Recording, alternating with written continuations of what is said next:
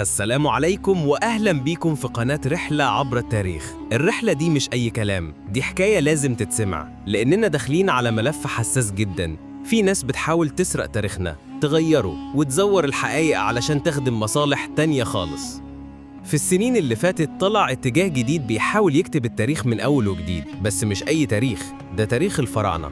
في ناس بتقول إن الحضارة المصرية مش بس إفريقية، دي كمان إفريقية سودة بالكامل. في الحلقة دي هنفك الشفرة، مين ورا الكلام ده؟ ليه بيزيد؟ وهل فعلاً معاهم دليل؟ أول سؤال، يعني إيه أفروسنتريك؟ الأفروسنتريك أو الفكر المركزي الإفريقي ده اتجاه ظهر في أمريكا وهدفه يقرأ التاريخ من منظور إفريقي تماماً. في موضوع مصر بيقولوا إن الفراعنة كانوا سود وإن الحضارة جاية من غرب إفريقيا. بدأت إمتى؟ الفكرة دي بدأت من أوائل القرن العشرين، وبعد حركة الحقوق المدنية انتشرت أكتر، وفي السبعينات والثمانينات دخلت جامعات أمريكية وبقت ترند في السوشيال ميديا عند الجاليات الإفريقية. الرموز اللي ورا الحركة دي: تشاكا انتاديوب، مفكر سنغالي حاول يثبت بالسجلات واللغات إن الفراعنة كانوا سود.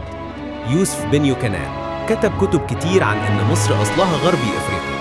وولتر ويليامز وأنتوني براودر كتبوا إن التاريخ اتزور علشان يبعد عن تفوق السود زمان. هم بيقولوا إيه؟ إن الفراعنة كانوا سود بالكامل، الحضارة جاية من بلاد زي السنغال ومالي. الغرب أخفى الحقيقة علشان ما يتقالش إن السود كان ليهم حضارة عظيمة. ليه الكلام ده انتشر؟ عن طريق الجامعات وبعدين السوشيال ميديا، وخصوصاً وسط الجاليات اللي عايشة بره إفريقيا. طب الأدلة بتقول إيه؟ تحاليل الDNA لمومياوات زي رمسيس الثاني قالت إنهم أقرب لشعوب شمال أفريقيا والشرق الأوسط، مش غرب أفريقيا. شكل الهياكل العظمية غير اللي في غرب أفريقيا. الرسومات على الجدران فرقت بين المصري والنوبي والليبي والأسيوي بألوانهم وملامحهم. برديف تورين فيها كل ملوك مصر وما فيهاش أي ذكر لأصل غربي. التماثيل زي خفرع وتحتمس وأمونحتب ملامحهم فرعونية مش أفريقية غربية. دراسات من فرنسا وألمانيا قالت إن جينات المصريين القدماء زي جينات شعوب شمال أفريقيا وسكان البحر المتوسط. نيجي للإدعاء الأخطر، هل اليهود بنوا الأهرامات؟ الهرم اتبنى سنة 2500 قبل الميلاد، واليهود لو دخلوا مصر كان ده بعد الحكاية دي بأكتر من 1000 سنة.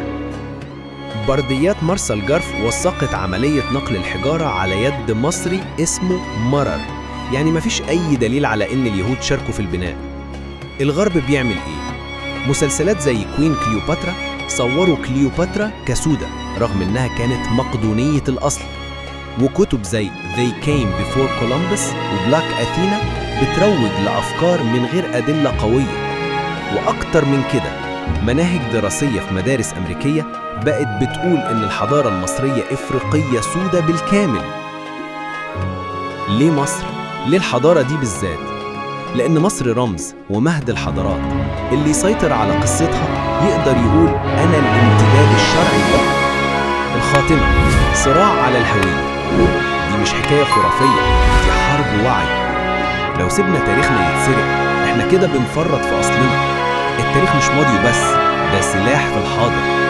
فعل الجرس، دوس لايك وشارك الفيديو مع أكبر عدد ممكن علشان الحقيقة توصل لكل الناس.